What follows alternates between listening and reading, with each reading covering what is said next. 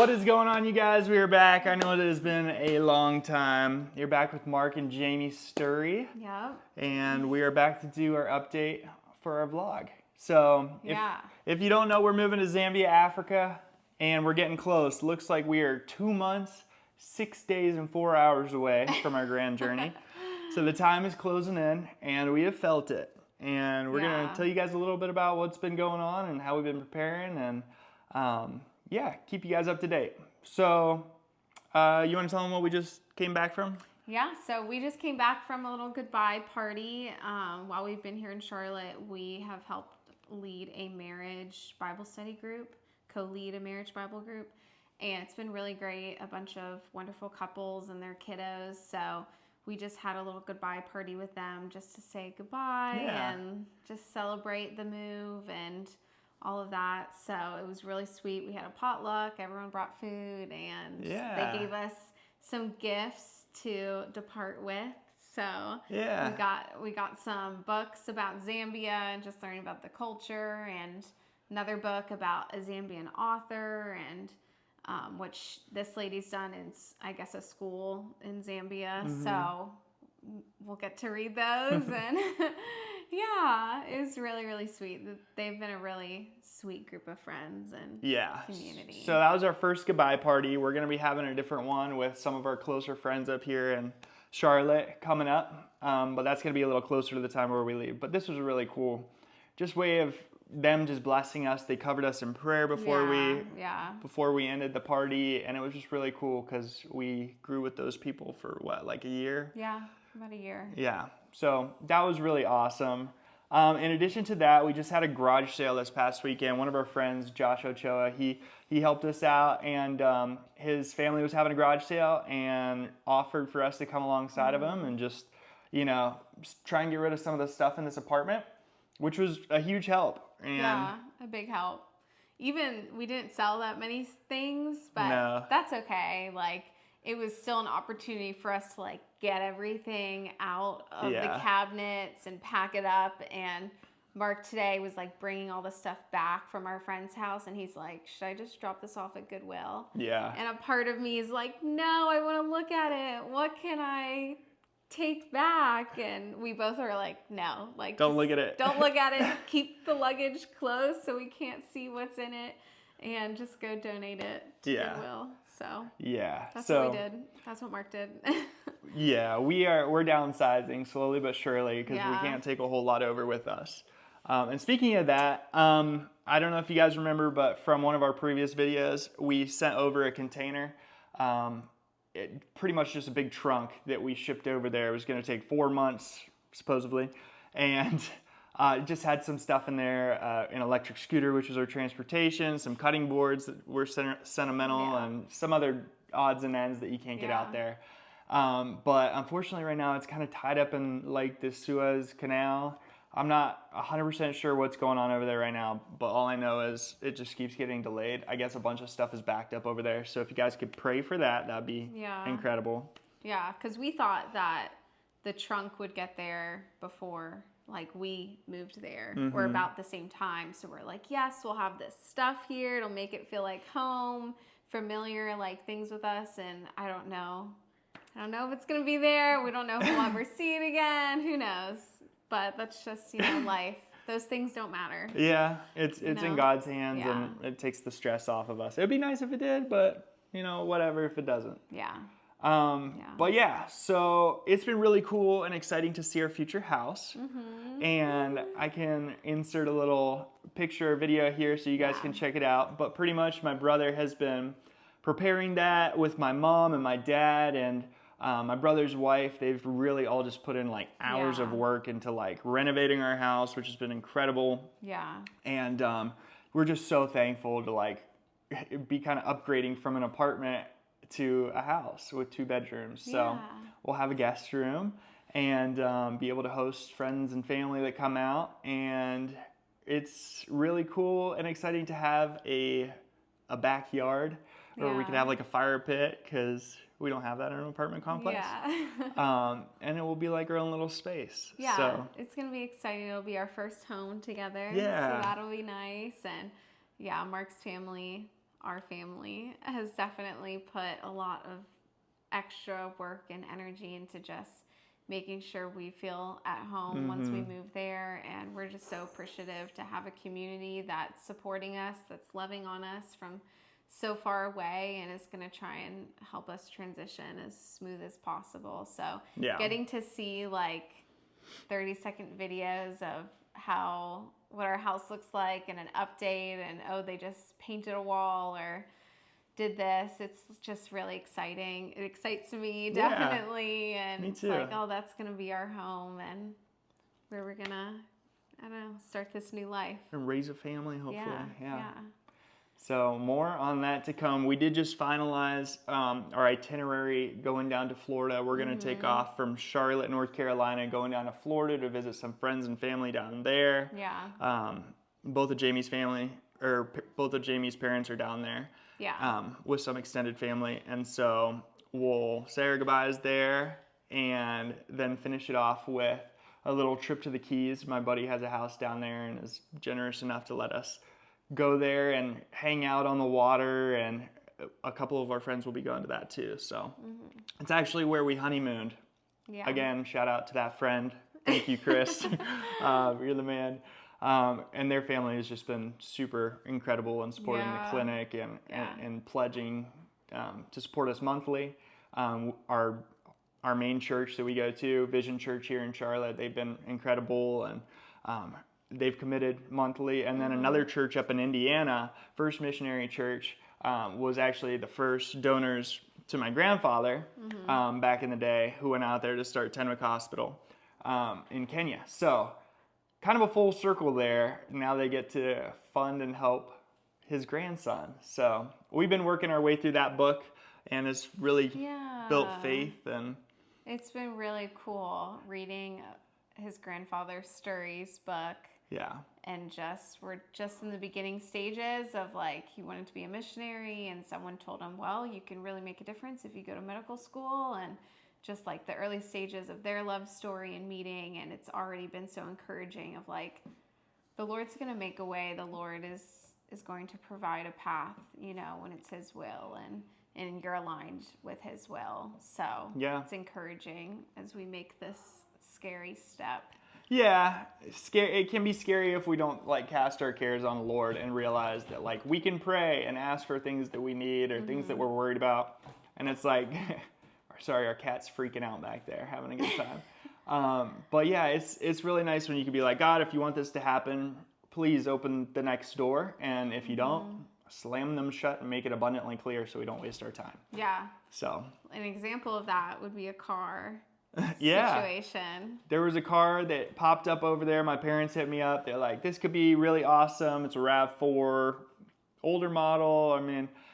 But luckily my brother is like a mechanic and engineer, and he figured out that car has some things that go wrong with it. And so we're like, thank you, Lord. You knew that we'd act on it if we got the okay, but that car kind of fell through. And we're just keeping our eyes out, keeping our prayers going up just for the right car to come along so that we don't get stranded on the side of the road out there.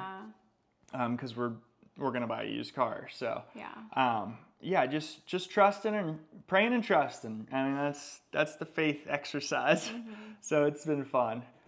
Our cat has been warming up to the idea of moving. Yeah. He doesn't know what he's in for, but we got him this cat crate, and it's an upgrade from his cat bag from when he was a kitten. Yeah. But we've been giving him CBD oil in his food to chill him out, hopefully, and then we put him in there overnight because we just want whatever stress he does go through to be warmed up to at home. So yeah, because it's going to be 2 days of traveling. Yeah. And he won't be with us the entire time. Yeah. We are checking him with the airline pretty much, and they will take care of him. Supposedly every 3 hours they're supposed to let him out, feed him, let him stretch, and then put him back in the cage. So, but yeah, 2 days of not being with us in a strange place, trapped in a cage pretty much. And so we've trapped him in there overnight a few times, 8 hours and 12 hours the other day, and he's actually gotten better with it. The first time he was His clawing nails. he was clawing so much at the cage that like his nails were all like on the floor outside of it. Like he kept ripping him. Well, only a couple nails. A lot of pieces of nails. Yeah. Wait, we're not declawing him or anything, just so. Oh, And there's his food just went off. our automatic cat feeder. But yeah, so slowly but surely we are warming him up to the idea. Yeah. So it won't be as traumatic once we get over Hopefully. there. And I think the last thing would be like our student loans. That's something we took a tour of Samaritan's Purse a while ago, and the lady asked kind of where we were at with everything. Are we funded for the first year? Which we are. Thank you to the generous people out there. So you're the best. But the student loan aspect, she's just like, well, have you asked anybody? And we're like, no, not really. Just because, I don't know, a lot of people don't want to pay or help with that just because it's like not instant gratification of giving money to us to like give to an African kid and like change their life. It's just like back paying our education, which allows us to go out there. So it's very unglamorous, but it is a necessity.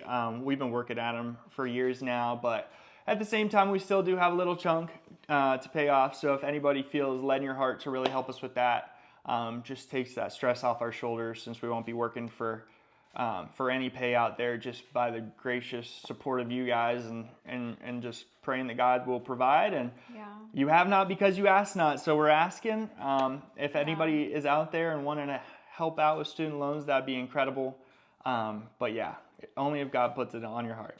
Yeah, what was cool about that is this lady who worked for Samaritan's Purse, she was like, my son, I think he was going to the mission field, and he said something about his student loans, and someone anonymous like just paid for it in full. Yeah, and that was so cool. That was just like a really cool encouragement and testimony to us. Like, what are the odds that that happened to her son? And then we come in contact with her, and she tells us that story. So it was just really cool. I mean, we've applied for different organizations and government stuff that are supposed to help nurses or teachers, and we're like, oh, I'm a teacher, he's a nurse. Like, we want to go in a nonprofit, and we want to do this, and like, we're not making any money, doing those things, but we still like don't qualify in a lot of ways, and you have to do it for 10 years, and then they'll start paying back. So it's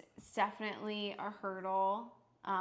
But we're trying. We paid money for applications for these things and gotten denied. Not really sure why. Yeah. But yeah, just keep that in your prayers for us. That'd be awesome. But in addition to that, I don't think I mentioned the fact that we went to Delaware and met that couple. Oh yeah. Who we got connected through Samaritan's Purse, and it's a younger couple. I think they're in their 30s. Late 30s, and he is a pediatric orthopedic surgeon. Yeah. And his wife is a dietitian. And they have family over in Africa, in Kenya actually, a couple countries over from Zambia.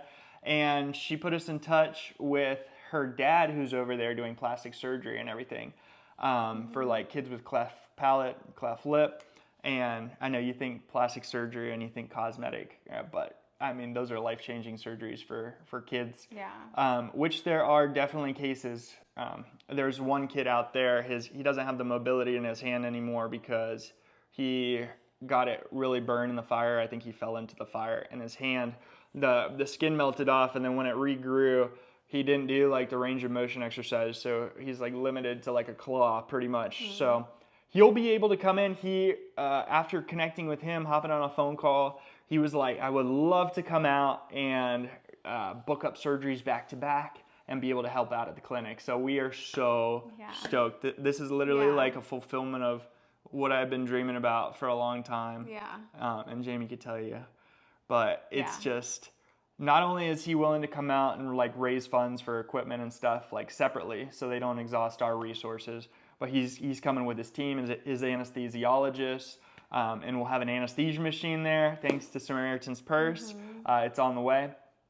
And we'll just be able to see lives change. And then, in addition, that couple that we met with, they're going to be moving out to be our neighbors, kind of. They're going to be in Kenya. But we should be able to see them at the grand Yeah. opening of the Cardiothoracic Center in Kenya by the end of the year, which... At Tenwick. Yes, at Tenwick. Yeah, the hospital that my grandfather started, or was a part in starting. But yeah, so... Yeah, that was like, we went to Delaware for a lot of like my stuff and my school I was involved with and alumni and like seeing friends, but this was a random connection that was like for the both of us. And I just feel God clearly like did so much. Like even if we just went just for that weekend, like that was more than enough of what the Lord provided. And it was just so nice to like sit down with two missionaries, mission-minded people who were able to understand like our thoughts and our feelings and relate with us. And that was just even better. Yeah. It was great. Like some of the hard stuff of leaving family here in America. Yeah. And just like relating with one another and encouraging one another was a really beautiful thing. So looking forward to continuing that connection in the future. But yeah, all that to say, things are moving forward. We will update you guys as soon as there's some other big moves, but God keeps connecting some crazy dots and he keeps getting all the glory. So please keep us in your prayers, our marriage in your prayers, our protection, our travel, and keep our cars in one piece so that we could sell them at the end of the time. Yeah. And we just thank you guys for watching. Thanks for tuning in, and we'll see you next time.